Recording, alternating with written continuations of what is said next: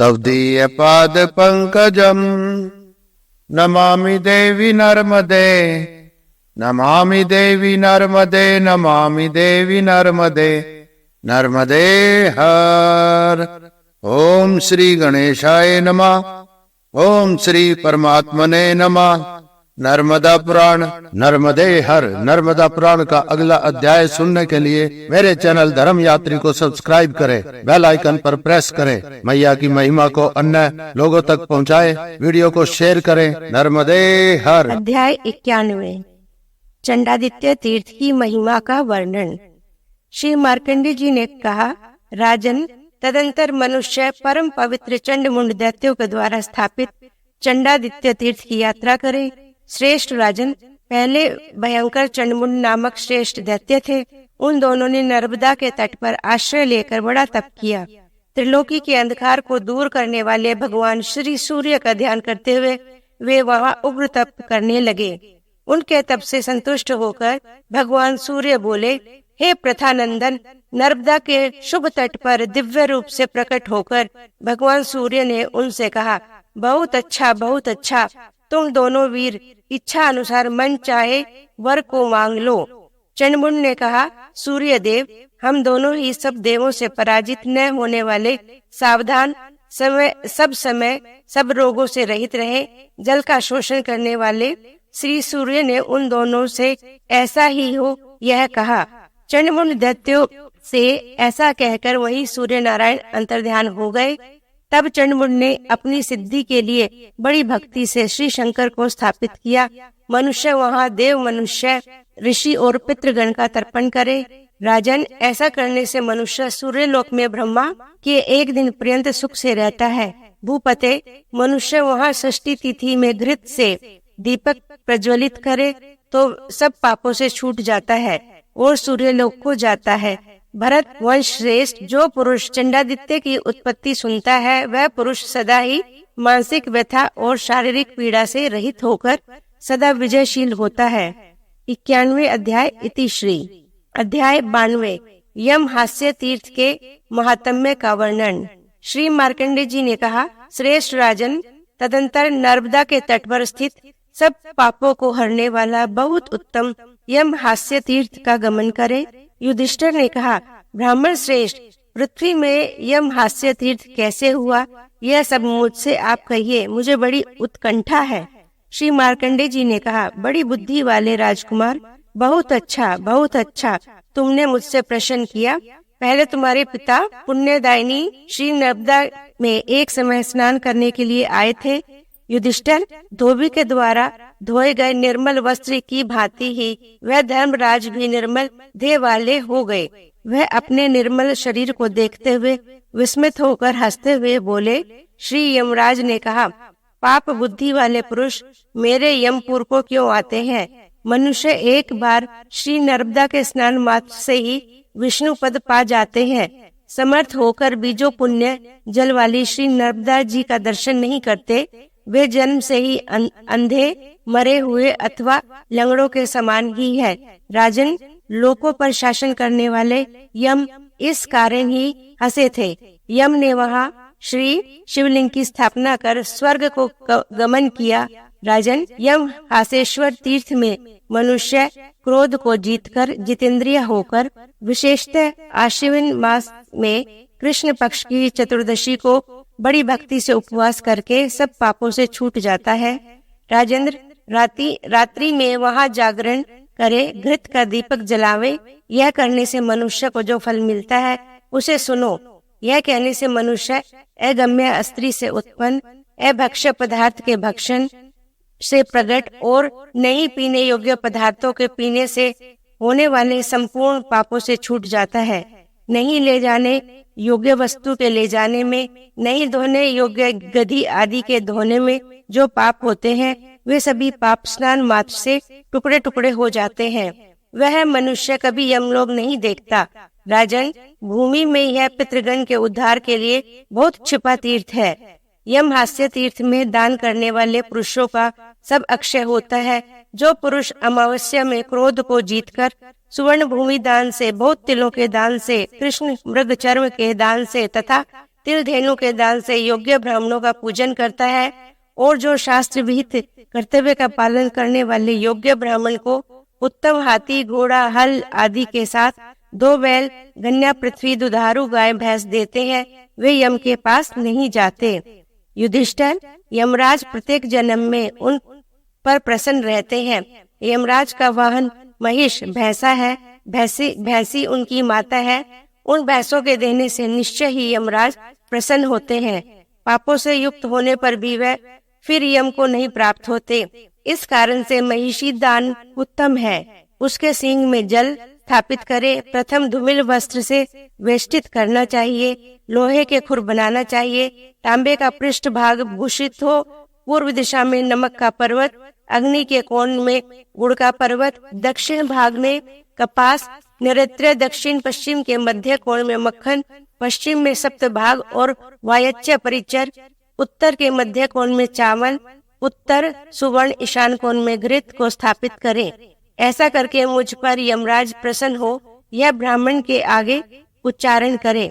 श्रेष्ठ ब्राह्मण, महाभयंकर यमलोक, भयानक 80 पत्र वन, बड़ी भयंकर यम की चूल्ही, भय देने वाली वैतरणी, दुखप्रद कुंभी पाक, बड़ा भयानक काल सूत्र और यमल पर्वत, आरा पैनी धार वाला तैल यंत्र, कठोर मूर्ति वाले कुत्ते, गीध जो बड़ी श्वास वाले, भयंकर शब्द करने वाले, घोर रोग, नरक, ये सभी यमलोक में सुने जाते हैं।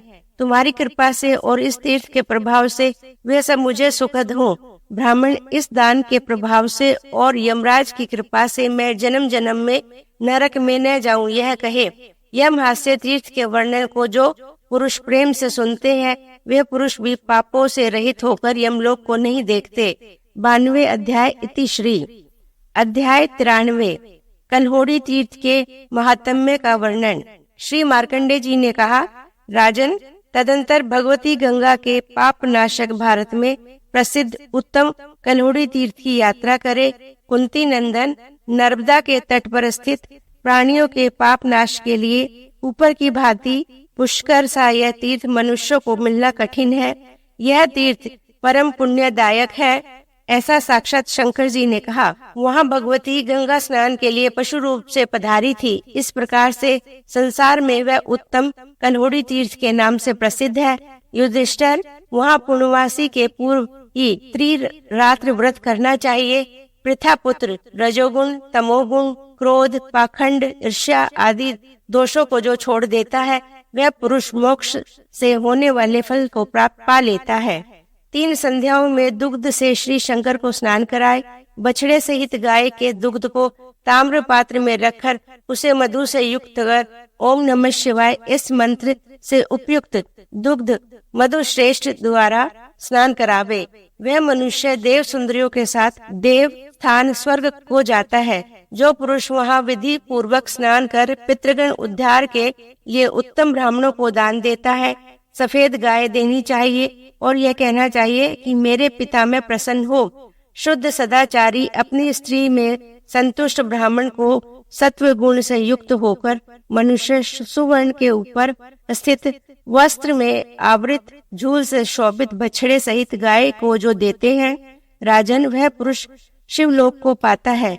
यह कल्होड़ी तीर्थ का 93वें अध्याय इति श्री। 94वें अध्याय नंदीकेश्वर तीर्थ की महिमा का वर्णन। श्री मार्कंडेय जी ने कहा, राजन, उस कल्होड़ी तीर्थ के समीप मनुष्यों के सब पापों के हरने वाले नंदी के द्वारा पहले स्थापित पवित्र नंदी तीर्थ की भी यात्रा भी करे।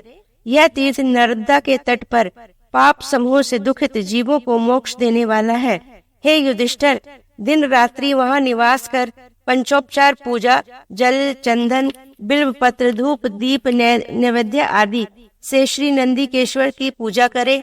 धर्मपुत्र, वहाँ जो पुरुष ब्राह्मणों को रत्न देता है, वह पुरुष उस उत्तम स्थान पर जाता है जहाँ श्री शंकर का निवास है तथा सब सुखों से युक्त होकर अप्सराओं के साथ क्रीड़ा करता है। 94वें अध्याय इति श्री।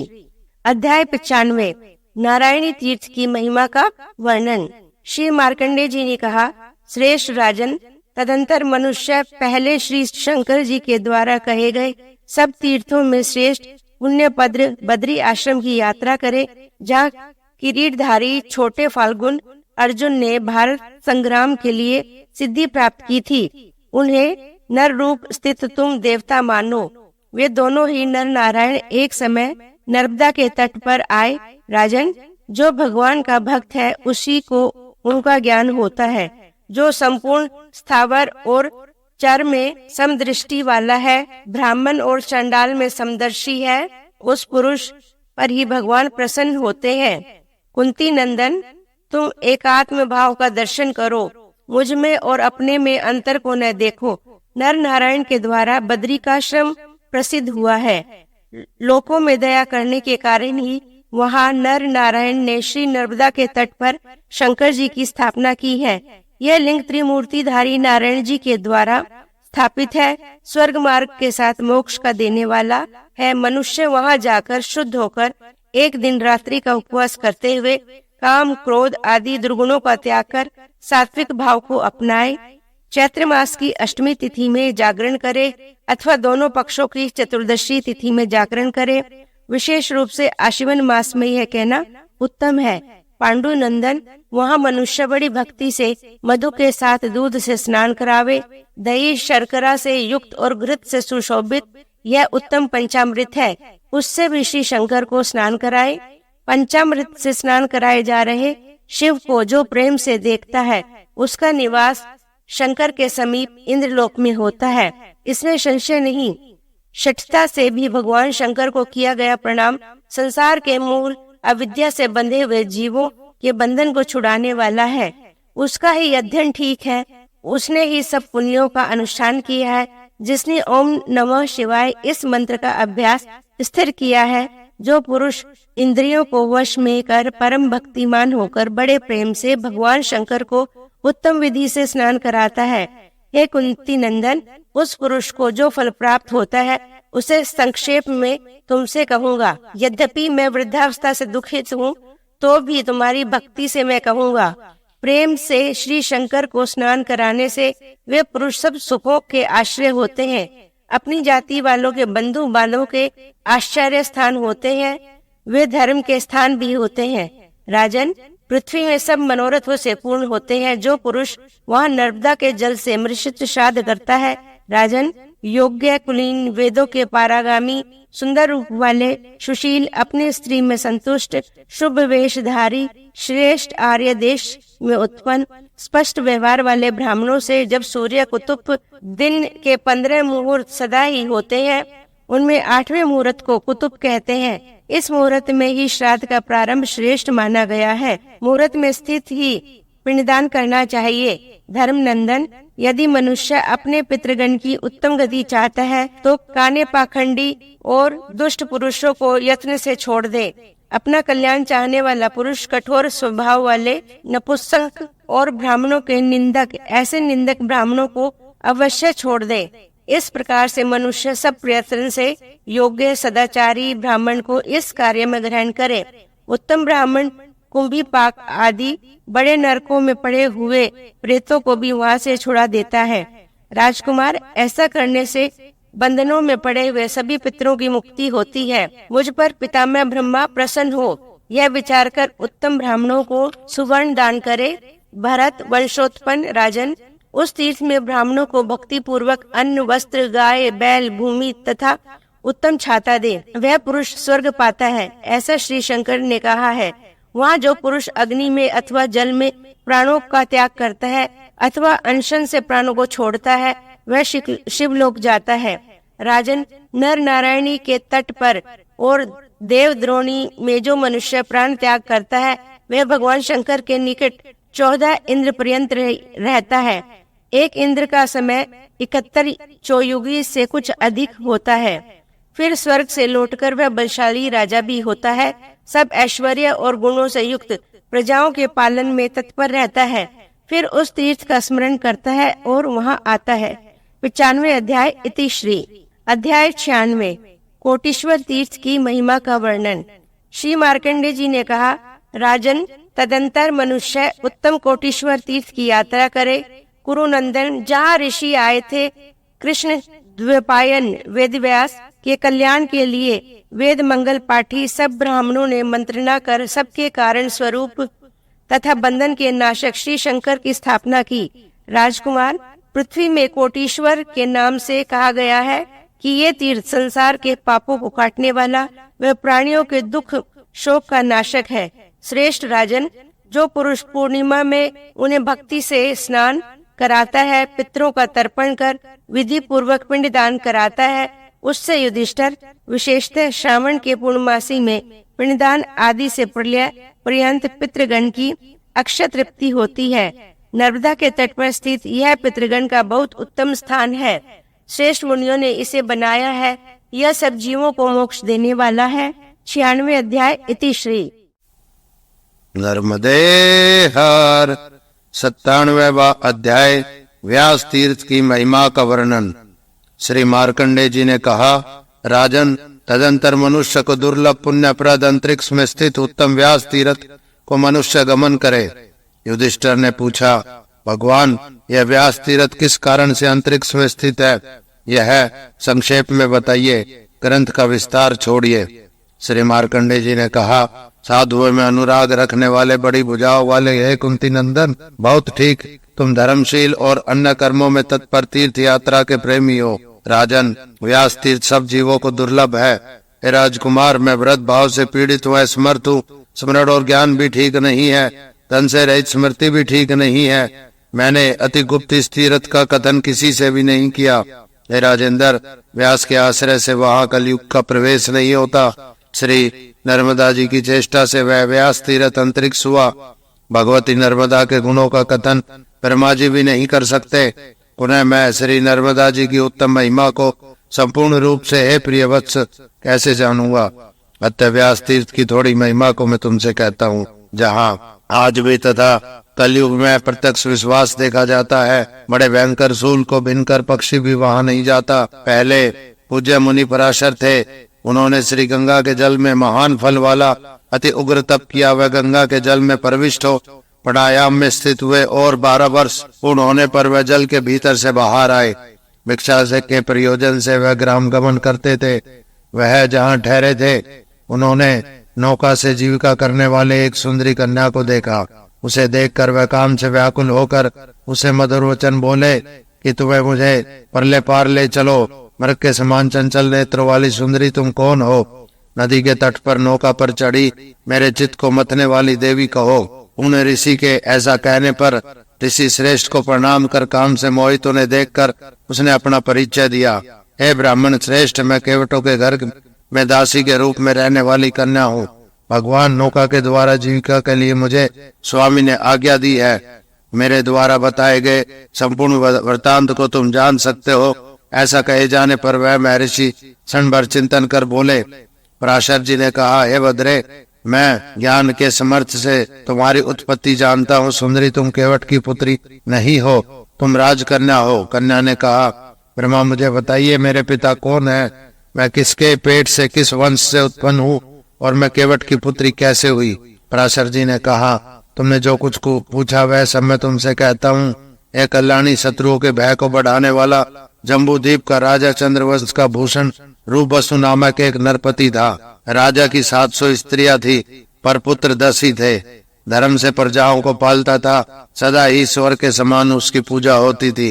पर शीर द्वीप निवासी मलेच्छ उसके आज्ञा पालक नहीं थे। उनके विनाश के लिए बड़ी शूरता में स्थित पुत्रों और सेवकों से युक्त होकर राजा वसु समुद्र को लांघकर शीर द्वीप पहुंचे। उन मलेच्छों ने राजा वसु के साथ युद्ध प्रारंभ किया। मृगनयनी राजा ने उन मलेच्छों को पराजित किया। राजा ने पुत्र, सेना और वाहन सहित उन मलेच्छों को कर देने वाला बनाया।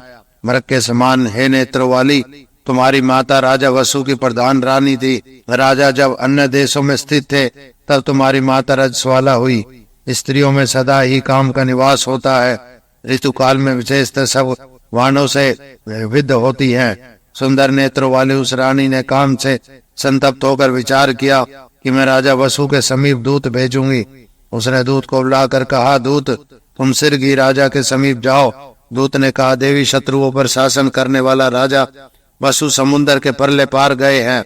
है सुबह जलयान के बिना वहां जाना संभव नहीं है। वे सभी यान दूसरे पार है। दूत के वचन सुनकर वह रानी काम से पीड़ित होने के कारण दुखित हो गई। तब उसकी सखी उस रानी से बोली, तुम क्यों दुखित हो देवी? तुम अपना लेख यथार्थ रूप से तोते के हाथ से भेजो। सुंदरी पक्षी समुद्र को लांग कर जाते हैं।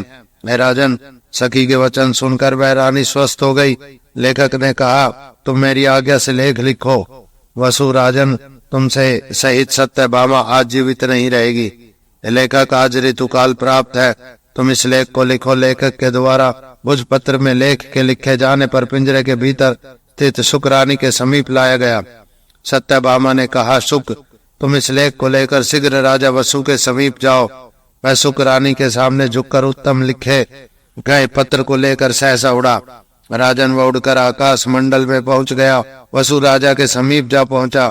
सत्यभामा के भेजे गए लेख को शुक राजा के समीप डाल दिया। राजा वसु ने उस लेख को हाथ में लेकर पढ़ा। लेख के अर्थ को विचार कर राजा ने वीर्य को ग्रहण कर एक सुंदर दोने का पुट बनाकर तथा उत्तर सहित सुरक्षित कर शुक को सौंप दिया और कहा, तुम रानी के पास जाओ और शुक राजा वसु को प्रणाम कर बीज को लेकर उड़ा। समुद्र पर पहुंचने पर शुक ने एक बाज को देखा। उस शुक को मांस सहित जानकर बाज पक्षी ने उस पर धावा किया। हे भारत, बाज के चोंच के प्रहार से शुक को मार डाला। उसकी मूर्छा से वह बीज समुद्र जल में गिरा। महाराजा वसु के उस बीज को मछली निकल गई। उस बीज से मछली के पेट में कन्या हुई। वह मछली पकड़ने वाले लोगों ने पाई और उसे पाकर वे घर ले गए। जब वह मछली फाड़ी गई, हे शुभशीले, तब तुम दृष्टिगोचर हुई। तुम चंद्रमंडल के समान सूर्यपूर्ण तथा सूर्य के तेज के समान तेजस्विनी थी। तुम्हें देखकर गंगा तट पर सभी केवट आनंदित हो गए। वे सब प्रसन्न होकर अपने प्रधान के घर पहुंचे और उससे बोले, तुम इतनी बड़ी कांति वाली रूप कन्या को ले लो। पुत्र रहित उस स्वामी ने मृग के समान चंचल नेत्रों वाली कृष गोत्र वाली कन्या को ले लिया और अपनी स्त्री से बोला, तुम इसका पालन करो। तदंतर उसने तुम्हारा पालन किया। तब उसने महर्षि पराशर के वचन का विचार किया। हे राजन, श्री पराशर द्वारा ऐसे कहे जाने पर हृदय से तो वह अपने को दे चुकी, पर ऋषि से बोली, ठीक है ब्राह्मण, मेरे शरीर में मछली की गंध भरी हुई है। तब उन्हें ऋषि ने उस सुंदरी के दिव्य गंध से वासित कर दिया। योग के प्रभाव से ऐसा कर अग्नि को प्रज्वलित कर अग्नि की परिक्रमा कर प्रेम से उसको तब ग्रहण किया। नाव के बीच में ही ऋषि ने उस सुंदरी के काम स्थान आदि का स्पर्श किया। हे धर्मपुत्र, इस प्रकार ब्राह्मण को कामातुर जानकर वह डर गई। हंसती हुई वह ऋषि से बोली, हे देव, तुम सबके सामने ऐसा करते हुए लज्जित नहीं होते? हे बुद्धिमान, अच्छी बुद्धि वाले नीच जनों के योग कर्म करते हुए क्या तुम लज्जित नहीं होते? तब उसी क्षण ऋषि ने कुछ ध्यान करते हुए अंधकार से पूर्ण माया का स्मरण किया। तभी वह तम गुण से युक्त माया वहां उपस्थित हुई। तदंतर वह अंधकार के विस्तार रूप से क्रम से विस्मित और अनुरक्त भी हो गई। तब ब्रह्मचार्य से संतप्त उस महर्षि ने स्त्री सुख की क्रीड़ा की। पश्चात उस कन्या ने उसी समय गर्भ के भार से पीड़ित होकर जटाधारी दंडधारी कमंडल लिए हुए संत कमर में मुंज की मेखला से शोभित कंधे से उत्तरीय वस्त्र लिए हुए विष्णु माया के प्रभाव से रहित तेजस्वी बालक को उत्पन्न किया। उससे और भी संशाकित उस सुंदर बालक को देखकर कांपती हुए सुंदरी मुनि की शरण में गई। हे मुनि श्रेष्ठ, उत्तम बुद्धि वाले पराशर, अत्यंत अद्भुत लंगोटी और मेखला से युक्त हाथ में दंड लिए जटाधारी उत्तरीय से शोभित मेरे उस पुत्र की तुम रक्षा करो। श्री पराशर जी ने कहा, पुत्र के उत्पन्न होने से तुम मत डरो, पुनः कुंवारी हो जाओगी, योजन गंधा और सत्यवती नाम से प्रसिद्ध होगी। शांतनु नामक राजा है, वह तुम्हारे पति होंगे। चंद्रवंश की भूषण भूत तुम उनकी पहली पटरानी होगी। है सुंदरी, तुम निर्भय होकर अपने घर जाओ, पहले रूप में स्थित हो, इस विषय में विषाद मत करो। तुमने मेरे ज्ञान के बल को देखा है। ऐसा कहकर वह ब्राह्मण यथास्थान चले गए। वह सुंदरी पुत्र को देखने लगी, उस पर आश्रित हुई। एक समय पुत्र विनय से परिणत होकर भक्ति भाव से माता को साष्टांग प्रणाम कर बोला, माता, मैं ईश्वर के आराधन में चेष्टा करूंगा। तब वह पुत्र के वचन से दुखित होकर वचन बोली। योजनगंधा ने कहा, हे वत्स, आज मुझे अपराध रहित माता को छोड़कर मत जाओ। पुत्र, तुम्हारे वियोग से मेरा मरण निसंदेह हो जाएगा। पुत्र के समान दूसरा सने भाजन नहीं और भाई के समान कुल नहीं है।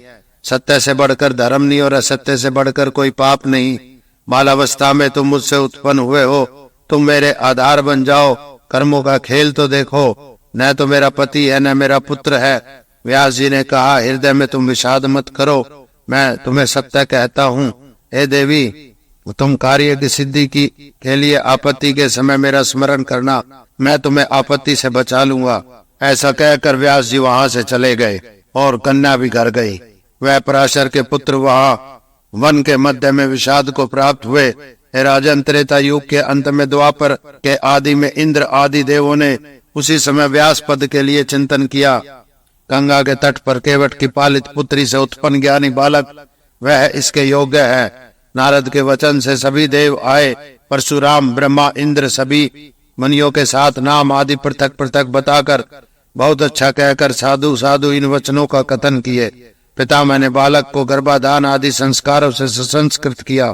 द्वीप में जन्म लेने से दीपायमान या दपायन, पराशर पुत्र होने से पराशरय, कृष्ण के अंश होने से यह कृष्ण नामक और वेदों का विभाग करने से व्यास नाम कहे जाएंगे।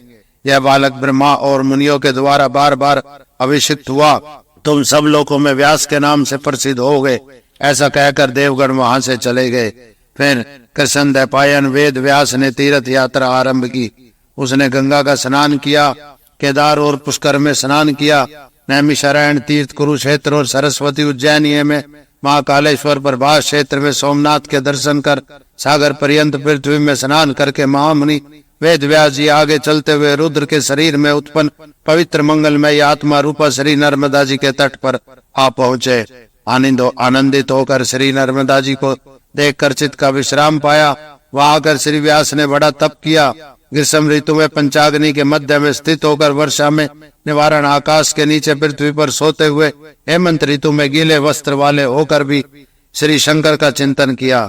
सृष्टि और संहार के करने वाले किसी अस्त्र शस्त्रादि से नहीं काटने योग्य वरदाई मंगल में नित्य सिद्धेश्वर लिंग की पूजा कर ध्यान में तत्पर होकर करनी चाहिए।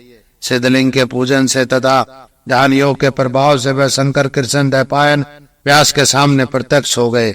भगवान शंकर ने कहा, हे पुत्र, मैं तुम पर प्रसन्न हूँ, तुम वर मांग लो। श्री व्यास जी बोले, हे भगवान, यदि तुम मुझ पर प्रसन्न हो और मुझे वर देना चाहते हो तो नर्मदा के तट पर तुम स्वयं ही प्रत्यक्ष रहो। हे उमानाथ, तुम्हारी कृपा से मैं भूत और भविष्य काल का जानकार हूँ। भगवान शंकर ने कहा, हे पुत्र, मेरी कृपा से निसंदेह तुम्हें ऐसा ही हो। तुम्हारी भक्ति के वश में हुआ मैं नर्मदा के तट पर प्रत्यक्ष रहूंगा। 1000 अंश के आधे भाग में तुम्हारे आश्रम में प्रत्यक्ष निवास करूंगा। ऐसा कहकर श्री शंकर जी उत्तम कैलाश पर्वत पर चले गए। कृष्ण दपायन ने समय पर अपनी पत्नी का ग्रहण किया। शास्त्र में कही गई विधि से विवाह करने पर तथा पत्नी का पालन करते हुए पराशर नंदन व्यास के पुत्र हुआ। सभी ब्रह्मा, इंद्र आदि देवों ने वृद्धि का आशीर्वाद दिया। पुत्र जन्म में उत्सव तीर्थ यात्रा के प्रसंग से वशिष्ठ आदि मुनि और पराशर आदि मुनि, अत्रि, विष्णु, आरित, याज्ञवल्क्य, शुक्राचार्य, अंगिरा, यम, आपस्तमय, समर्थ, कात्यायन, बृहस्पति ऐसे शिष्यों सहित मां भाग्यशाली नर्मदा तट पर रहने वाले हजारों मुनि व्यास के आश्रम में जो अत्यंत शुभ और मनोहर था संतुष्ट होकर आए। हे राजन, उन व्यास ने भी उन सभी श्रेष्ठ ब्राह्मणों को देखकर अभ्युत्थान करते हुए प्रणाम, पिता को प्रणाम कर पश्चात विधि पूर्वक दूसरों को प्रणाम कर उन्हें प्रेम से आसन दिया। चरण धोने के लिए जल और अर्घ्य निवेदन किया। पुनः हाथ जोड़कर यह वचन बोले, इसमें संदेह नहीं कि आज आप लोगों के संभाषण और पूजन से मेरा उद्धार हो गया। जंगल में होने वाले शाक और जंगली फल से आप लोगों को प्रेम पूर्वक दूंगा। वहां श्री व्यास जी ने प्रत्येक को प्रणाम कर उनको नियंत्रित किया। तदंतर वे सब कृष्ण दपायन मुनि को प्रणाम करते देखकर श्री व्यास जी को जय के आशीर्वचनों से वृद्धिशाली होने का कथन कहकर एक दूसरे को देखकर फिर सभी मुनि श्री श्रेष्ठ पराशर जी को देखने लगे। हे पूज्य पराशर, तुम श्री व्यास जी को उचित उत्तर दो। उन सब मुनियों के द्वारा ऐसे कहे जाने पर भगवान पराशर ने ऋषियों की इच्छा को प्रकट करते हुए पुत्र व्यास से कहा, पराशर जी बोले, खाने की इच्छा वाले ये महर्षि व्रत भंग के भय से और विशेषतः श्राद्ध में नर्मदा के दक्षिण तट पर भोजन नहीं करना चाहते। व्यास जी ने कहा, मैं आप लोगों की आज्ञा का पालन करता हूँ, आप लोग क्षण भर ठहरिए, तब तक मैं नर्मदा को प्रसन्न कर उत्तम विधि सिद्ध करता हूँ। ऐसा कहकर पवित्र होकर नर्मदा के तट पर स्थित हुए। सहसा श्री व्यास ने भगवती नर्मदा की स्तुति की। हे राजन, वह तुम सुनो। हे माँ, तुम्हारी जय हो। हे देवी, तुम्हें प्रणाम हो। वर देने वाली, पापों का पाषाण करने वाली, बहुत फल देने वाली माता तुम्हारी जय हो। शुम निशुम के कपाल धारणों वाली, हे देवी तुम्हारी जय हो। सुर नर संकट हरणी, हे माँ प्रणाम करता हूँ। चंद्र सूर्य रूपी नेत्र धारण करने वाली देवी तुम्हारी जय हो। अग्नि से देदीप्यमान सुंदर मुख वाली तुम्हारी जय हो। भैरव की देह में छिपने वाली तुम्हारी जय हो। अंधक दैत्य का शोषण करने वाली तुम्हारी जय हो। महिषासुर का मर्दन करने वाली, हाथ में शूल लिए तुम्हारी जय हो। लोगों के संपूर्ण पापों को हरने वाली माता तुम्हारी जय हो। ब्रह्मा और श्री राम के द्वारा वंदित, हे देवी तुम्हारी जय हो। सूर्य व इंद्र द्वारा सिर से प्रणाम की गई माता तुम्हारी जय हो। स्कंद व शस्त्रधारी ईश के द्वारा अभिनंदित, हे देवी तुम्हारी जय हो। सागर गावनी माता तुम्हारी जय हो। देव, दुख और दारिद्र्य का विनाश करने वाली, हे देवी तुम्हारी जय हो। पुत्र और स्त्री आदि की वृद्धि करने वाली देवी तुम्हारी जय हो। सबके शरीर का धारण करने वाली शक्ति रूप देवी तुम्हारी जय हो। स्वर्ग का दर्शन कराने वाली, दुखों का हरण करने वाली, हे देवी तुम्हारी जय हो। व्याधियों का नाश करने वाली एवं संसार के बंधन को छुड़ाने वाली तुम्हारी जय हो। सब कामनाओं को पूर्ण करने वाली, सिद्धियों को देने वाली, सिद्धों में श्रेष्ठ मात्र तुम्हारी जय हो। जो पुरुष काम क्रोध से रहित होकर श्री व्यास जी के द्वारा स्रोत को भगवान शंकर के पास अथवा शुद्ध भाव से घर में पढ़ता है, उस पुरुष पर वेद व्यास और भगवान शंकर परम प्रसन्न होते हैं तथा सब पापों को क्षय करने वाली नर्मदा देवी प्रसन्न होती है। पृथ्वी में जिन पुरुषों ने श्री नर्मदा जी की स्तुति की, वे फिर यमलोक नहीं जाते। हे देवी, तुम्हारे गुणों से, कीर्तन से ब्रह्मा जी भी मोहित होते हैं। नर्मदा बृहस्पति भी तुम्हारे स्वरूप का वर्णन नहीं कर सकते। हे देवी, फिर तुम्हारे संपूर्ण गुणों को मैं कैसे जान सकता हूँ।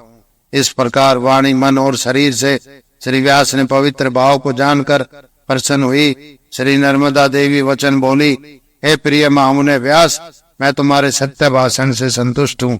यदि तुम कोई वर चाहते हो तो वह सब मैं तुम्हें देती। श्री व्यास जी ने कहा, देवी, यदि तुम मुझ पर प्रसन्न हो और मुझे वर देने के लिए उद्यत हो तो हे मात, अपने उत्तर तट पर ऋषियों का अतिथि सत्कार करा देने योग्य हो। नर्मदा जी बोली, व्यास मार्ग से विरुद्ध कार्य प्रवृत्ति की प्रार्थना उचित नहीं है। इंद्र चंद्र यम के मार्ग में विरुद्ध चलने में असमर्थ है। हे पुत्र, तुम कोई दूसरा वर मांग लो जो पृथ्वी में दुर्लभ हो। व्यास जी देवी के उस वचन को सुनकर मूर्छित हो गए। आज मुझे वृथा ही क्लेश हो गया, यह मानकर वे गिर गए। पर्वत वन सहित सारी पृथ्वी विचलित हो उठी। उस समय मूर्छावस्था में पड़े हुए व्यास को देखकर इंद्र सहित सभी देव हाहाकार करते हुए वहां आए। वेदों के विभाग में तत्पर श्री व्यास जी को उन्होंने उठाया। वस्तुतः वह व्यास के श्री नर्मदा के तट पर ब्रह्मा जी के लिए कष्ट उठा रहे थे, अपने लिए नहीं। गाय और ब्राह्मणों के लिए प्राणों को भी शीघ्र छोड़ देना चाहिए। इस प्रकार श्रेष्ठ ब्रह्मा आदि देवों ने उन श्री नर्मदा से कहा। सब डरी हुई नर्मदा ने बहुत शीतल जल और वायु से श्री व्यास का अभिषेक किया। सत्यवती नंदन श्री व्यास सचेतन होते हुए देवी को प्रणाम कर बोले। व्यास जी ने कहा, हे देवी, पूज्य गुरुजनों से भोजन के लिए फल आदि लेने का अनुरोध किया, पर मेरे मंद भाग्य से वह पवित्र आशा निष्फल हो गई। जिस प्रकार साधारण मनुष्य को उत्तम वनों के पुष्प श्री नर्मदा जी ने कहा, हे महातेजस्वी व्यास, इस भूतल पर तुम्हारा चित्र मुझे जहाँ ले जाना चाहता है, दंड धारण किए हुए तुम्हारे पीछे पीछे विंध्याचल के साथ मैं आज उसी मार्ग पर गमन करूंगी। ऐसा कहे जाने पर तेजस्वी सत्यवती नंदन श्री व्यास ने अपने आश्रम के दक्षिण की ओर नर्मदा जी को चलाया। हाथ में दंड लिए बड़े तेजस्वी मुनि ने हुंकार किया। उनके हुंकार से डरी हुई श्री रुद्र नंदिनी नर्मदा चलने लगी। दंड के मार्ग से दर्शन करते हुए श्री व्यास ने नर्मदा को आगे चलाया। वे व्यास के मार्ग के अनुसार ही आगे चली। इंद्र आदि देवों ने वहां उन्हें देखा। अपने सेवकों के साथ देवों ने उन पर पुष्प वर्षा की। पराशर आदि श्रेष्ठ ब्राह्मण बहुत प्रसन्न हो गए, उनके नेत्र खिल गए। हे प्रिय पुत्र, हम क्या करें, तुम बताओ। इस समय हम तुम्हारे कर्म से अत्यंत प्रसन्न हैं। व्यास जी ने कहा, बहुत तप कर और बड़े फल वाला दान देकर मनुष्य को वही कार्य करना चाहिए जो कि सब सज्जनों को सुख कर हो। यदि आप लोग मुझ पर प्रसन्न हैं तो मैं कृपा का पात्र और मेरे आश्रम में आप लोग यहाँ निशंक व स्थित रहे। नर्मदा के जल से मिश्रित साग पात और फल से मेरा आतिथ्य सत्कार आप सब लोग मेरा प्रेम से ग्रहण करें। श्री नर्मदा के उत्तर तट पर अपने आश्रम में आप सब रहिए। श्री मार्कंडेय जी बोले, उस समय वहां उन श्रेष्ठ ब्राह्मणों ने स्नान तर्पण आदि नित्य क्रियाएं संपन्न की। फिर व्यास कुंड में जाकर सबने हवन करना आरंभ किया। नारियल बिल्व पत्र आदि से अग्नि में आहुति दी। गौतम, भृगु, नांडवक, नारद, लोमश, पराशर, संग, कौशिक, महर्षि चौवन, पिपलाद, वशिष्ठ, महातपस्वी नचिकेता, विश्वामित्र, अगस्त्य, उद्दालक, यम, सांडिल्य, जैमिनी, कर्ण, याज्ञवल्क्य, शुक्राचार्य, अंगीरा, शांततप, दधीचि, कपिल, गालव, जगिश्व और दक्ष, भरत, मुदगल, महातेजस्वी, वात्स्यायन, संवर्त एवं शक्ति, जतुकर्ण, भारद्वाज, बालखिल्य, अरुणि, ऐसे हजारों महर्षि वहां अग्नि में अग्निहोत्र करने लगे। वे हाथ में रुद्राक्ष माला लिए ध्यान योग में स्थित एकाग्रचित होकर सभी उस समय हवन कर रहे थे। तदंतर मोक्ष को देने वाला, रोगों का विनाशक एक शिवलिंग निकला। अखंड उस दिव्यलिंग को देखकर व्यास जी प्रसन्न हो गए। देवों ने पुष्प वृष्टि की और श्रेष्ठ ब्राह्मणों ने आशीर्वाद दिया। भगवान शंकर को देखकर व्यास जी साष्टांग प्रणाम किए। उन्होंने ब्राह्मणों ने की पूजा की। पांडुपुत्र पिता से लेकर सब ब्राह्मणों को साग मूंग फलों का भोजन कराया। तब फिर ब्राह्मणों ने पुण्य आशीर्वचन देकर अपने अपने आश्रमों को गए। तब से लेकर वह तीर्थ बुद्धिमानों के द्वारा व्यास तीर्थ नाम से कहा जाने लगा। युधिष्ठिर ने कहा, हे मुनिवर्य, व्यास तीर्थ के सेवन से जो पुण्य फल देने वाला हो वह भी बताए। मार्कंडेय जी ने कहा, भाइयों के सहित युधिष्ठिर, सुनो, मैं तुमसे सब कहता हूँ। कार्तिक मास के शुक्ल पक्ष की चतुर्दशी तिथि में जो मनुष्य जितेंद्रिय होकर उपवास कर भक्ति पूर्वक रात्रि में जागरण करता है तथा श्री शंकर को दुग्ध और मधु धृत आदि से स्नान कराता है, खांड से युक्त दही और कुश मिश्रित पवित्र जल से स्नान कराता है, सुगंधित चंदन से भगवान शंकर को लिप्त करता है, फिर सुगंधित फूलों से बेल पत्रों से पूजन करता है, एवं चुकंद, कुंद और कुश जाति के फूलों, मुनि पुष्पों से तथा समय के अनुसार होने वाले फलों से सर्वोत्तम दीपेश्वर श्री शंकर की परम पूजा से करे। गन्ने की गड्डी अथवा गन्ने के रस से गड़वा देने से शंकर जी प्रसन्न होते हैं। 8 गड्डी देने से 1 दिन का पाप नष्ट हो जाता है। 101 गड्डी देने से 1 मास का पाप नष्ट हो जाता है और 1000 गड्डी देने से 6 मास का पाप, और इससे दुगुना 1 वर्ष 10,000 देने से संपूर्ण जीवन के पाप नष्ट होते हैं। दुगुना देने से रोग नष्ट होता है और सामान्य से 3 गुना देने से मनुष्य को धन प्राप्त होता है। 6 गुना देने से श्रेष्ठ वक्ता, उससे 2 गुना देने से सिद्ध होता है। 10 लाख देने से रुद्र भाव पाता है। इसमें संशय नहीं। ये राजश्रेष्ठ बुद्धिमान मनुष्य पूर्वक विधि विधान से सब पापों के नाशक स्नान को पूर्णमासी में भक्ति से करता है। वारुण स्नान, अग्नि स्नान, सब पापों को क्षय करने वाला ब्रह्मा स्नान, देवे पितृ मनुष्य का तर्पण करते हैं। मनु ने 4 प्रकार के स्नान बताए हैं। भस्म स्नान यानी अग्नि जल स्नान, जल के भीतर डुबकी लगाना, वरुण स्नान, आपो हिष्टा मयो भू आदि मंत्रों से किए गए स्नान को ब्रह्मा स्नान तथा गोरज स्नान को वायव स्नान कहा गया है। ऋग्वेद की ऋचा मात्र से संपूर्ण ऋग्वेद के स्वाध्याय से होने वाले पुण्य को साम से साम वेद के फल को पाता है। यजुर मंत्र से यजुर वेद के पुण्य को तथा गायत्री मंत्र से संपूर्ण फल को पा लेता है। ओम इस एकाक्षर मंत्र को अपने अधिकार के अनुसार जप करे, सूर्य मंत्र अथवा शिव मंत्र का जप करे अथवा 12 अक्षर वैष्णव मंत्र का जप करना चाहिए। सब लक्षणों से संपन्न, अपनी स्त्री में ही संतुष्ट, पाखंड और लोभ से रहित, सुपात्र विद्वान ब्राह्मणों की भक्ति पूर्वक पूजा करे। ब्राह्मण धर्म को छोड़कर बिन दूसरी जीविका अपनाने वाले, सब धर्म से पतित शूद्रों की सेवा करने वाले, नीच जाति की स्त्री का ग्रहण करने वाले, नीच जाति की स्त्री का भोग करने वाले, परोक्ष में धूर्तता तक का व्यवहार करने वाले अथवा परोक्ष में अप्रिय कार्य करने वाले, दुष्ट गुरु निंदा में तत्पर, वेदों का द्वेष करने वाले, शुष्क तार्किक निरर्थक तर्क करने वाले तथा बगला के समान वंचना में उद्धत, ऐसे दूषित वृत्ति वाले ब्राह्मणों का श्राद्ध, दान और सब व्रतों में त्याग करना ही उचित है। सदाचार से संपन्न ब्राह्मण गायत्री मंत्र की आराधना करने वाला भी श्रेष्ठ है। 4 वेदों का जानकर होकर भी दुराचारी, सर्वभक्षी, सब वस्तुओं को बेचने वाला ब्राह्मण पूजा के योग्य नहीं है। ऐसे ब्राह्मणों को अन्नदान, सुवर्ण दान आदि से पूजित न करे।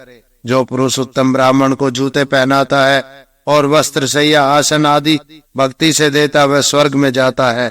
उस व्यास तीर्थ में प्रत्यक्ष गाय और जल धेनु, धृत धेनु, तिल धेनु शास्त्र विधान के अनुसार और महिषी भी देनी चाहिए। जो कृष्ण मृग चर्म का देने वाला है और जो तिल का धृत देने वाला है, कन्या और पुस्तकों का दाता है, वह अक्षरलोक को पाता है। चांदी के खुरों से मुक्त अन्न आदि सामग्री से युक्त अच्छे पुष्टांग बैलों को खेती से युक्त कर स्वर्ग की कामना से देता है, दिलाता है, वे स्वर्ग में जाते हैं। यह मेरा सत्य भाषण है। सूत्र के द्वीप वेष्टन करे अथवा संपूर्ण पृथ्वी को लपेट ले, या बड़ी भक्ति से मंदिर अथवा श्री शंकर जी का वेष्टन करे, समान ही है। जो पुरुष वहाँ विधान से परिक्रमा करता है, हे राजन, जम्बू द्वीप, प्लक्ष द्वीप, सलमली, कुश, कांच, काश, पुष्कर, ये 7 द्वीपों वाली सप्त सागर समेत पृथ्वी की परिक्रमा करने वाला है। हे भरत राजा, दीपेश्वर तीर्थ में जो पुरुष रक्त वर्ण वाले वृष से वर्षोत्सर्ग करता है, वह शिवलोक को पाता है। जो सांड मुख, कुछ पीला श्वेत, मस्तक में, पैरों में, पूंछ में श्वेत वर्ण वाला, वह स्वर्ग को दिलाने वाला होता है। ऊपर कहा गया सांड नील कहलाता है। इस नील वृक्ष को दीपेश्वर में छोड़ता है। हे भरत वंशी, वह पुरुष सांड के रोग की संख्या से उतने वर्ष पर्यंत स्वर्ग में रहता है। हे राजन, व्यास तीर्थ के प्रभाव से मनुष्य अपनी इच्छा से सूर्य लोक, शिवलोक, ब्रह्मालोक, विष्णु लोक को कर्मशः वहां जाकर वहां के भोगों को भोगता है। वहां भक्ति पूर्वक सप्तनिक ब्राह्मण की पूजा करे। जो पुरुष उत्तम ब्राह्मण को श्वेत रक्त वस्त्र देता है, जोड़े की परिक्रमा कर जगत के स्वामी मुझ पर प्रसन्न हो, ऐसा कहे। इस लोक परलोक में ब्राह्मण के समान कोई बंधु नहीं, जो महाभयंकर यम लोक में गिरते हुए मनुष्य की रक्षा कर ले। इतिहास पुराणों के जानकर विष्णु भक्त जितेंद्रिय विद्वान सदाचारी ब्राह्मण की बड़ी भक्ति से पूजा करे। सामवेद का ज्ञान करने वाले ब्राह्मण की पूजा तो विशेष रूप से करनी चाहिए। जो मनुष्य गृह में स्थित होते हुए भक्ति से दीपेश्वर का स्मरण करते हैं, उन्हें न तो कोई शोक होता है, न हानि होती है और न पाप होता है। उससे जहाँ सत्यवती नंदन महाभाग श्री व्यास जी सिद्ध हुए, वहां सिद्धेश्वर लिंग की पूजा प्रथम करे। इसके पूजन से ही वहाँ बलशाली, बुद्धिशाली, धारा सर्प सिद्धि को प्राप्त हुए। हे राजन, उस तीर्थ में जो पुरुष अपने प्राणों का त्याग करता है, वह सूर्य लोक को भेद कर श्री शिव के समीप पहुंचता है।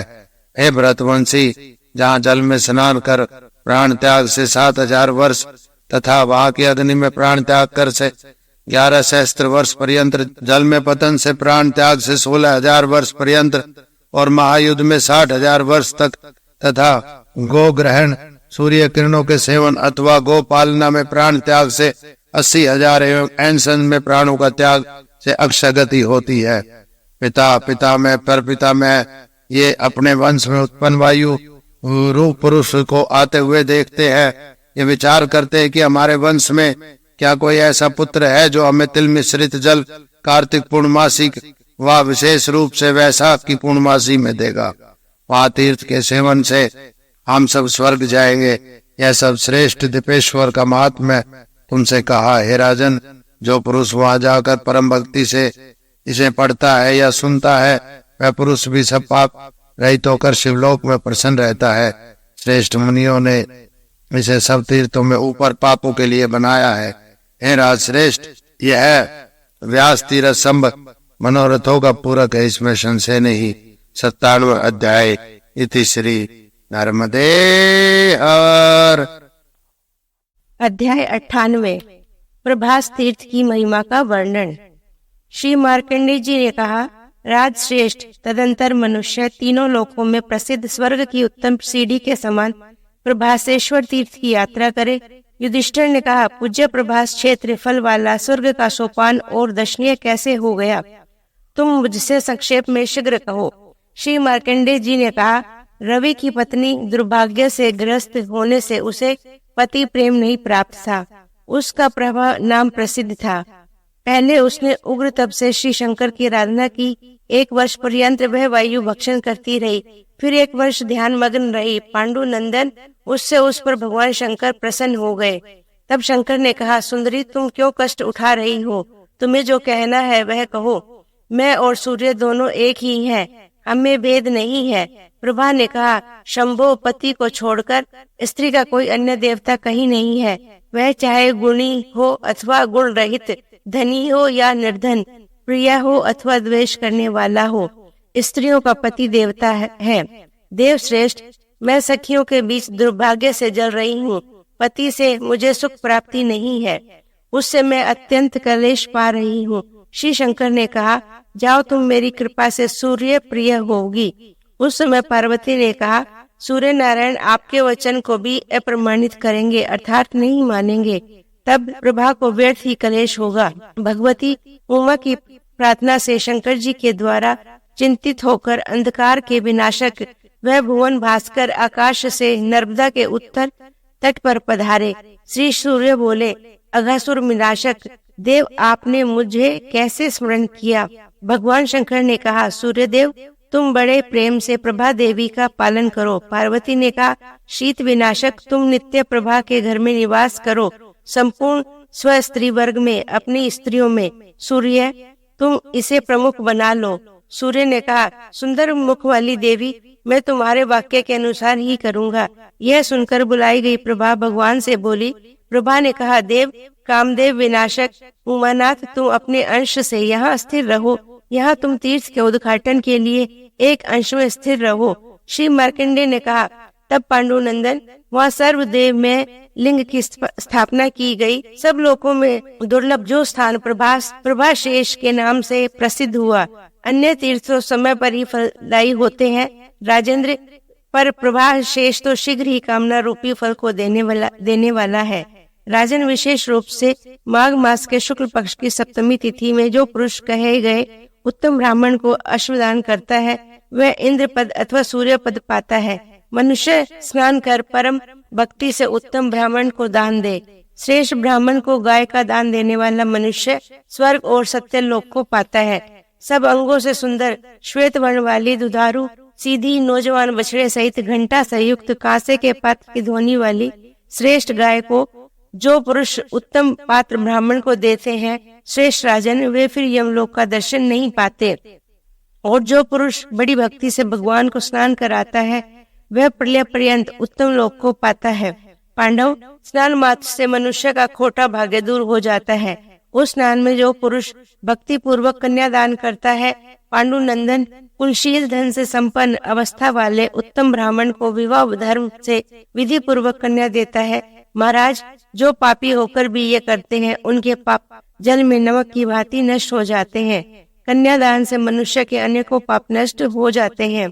स्वामी के द्रोह से उत्पन्न पाप, धरोहर के हड़पने का पाप, मित्र के मारने का पाप, कृतधन किए गए उपकार के न मानने का पाप, झूठी गवाही का पाप, गांव में भेद डालने का पाप, बगीचे के नष्ट करने का पाप, दूसरे की स्त्री के सेवन का पाप, सूद का पाप और चोरी से होने वाला पाप, कुएं को नष्ट करने का पाप, कपट के आचार से उत्पन्न पाप, दंभ, दूसरों को धोखा देने के लिए अपने को भिन्न रूप से प्रदर्शित करने का पाप, निरर्थक वृक्षों के काटने का पाप, अगम्य स्त्री में गमन से उत्पन्न पाप, दूसरों की स्त्री में प्रेम कामना से अपनी सुशील पत्नी के त्याग का पाप, ब्राह्मण के धन के अपहरण से उत्पन्न पाप, विष देने से उत्पन्न पाप और गाय की हत्या से प्रकट हुआ पाप, विद्या बेचने का पाप और पापियों के संबंध से होने वाला पाप, कुत्ते बिलाव के वध से उत्पन्न पाप, भूमि के हरण का पाप, गाय ब्राह्मण और अग्नि निमित्त शुभ कर्मदान आदि करने वाले को मत दो। इस प्रकार के निषेध से उत्पन्न पाप, ये सभी पाप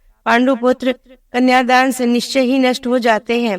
वह पुरुष सूर्यलोक जाकर शुभ रुद्र लोक जाता है और वहाँ 14 इंद्रों के भोग का कार्य पर्यंत रुद्र लोक में निवास कर विलास सुख का अनुभव करता है।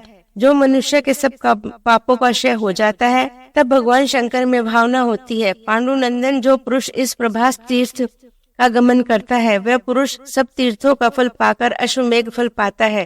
गाय का विधि पूर्वक दान बड़ा पुण्य देने वाला, सब पापों का क्षय कारक है। वह सदा ही उत्तम है, किंतु चतुर्दशी में विशेष रूप से उत्तम है। 98 अध्याय इति श्री। 99 अध्याय नागेश्वर तीर्थ की महिमा का वर्णन। श्री मार्कंडेय जी ने कहा, राजन, तदंतर मनुष्य नर्मदा के दक्षिण तट पर स्थापित संपूर्ण पापों के विनाशक वासुकिश महादेव की यात्रा करे।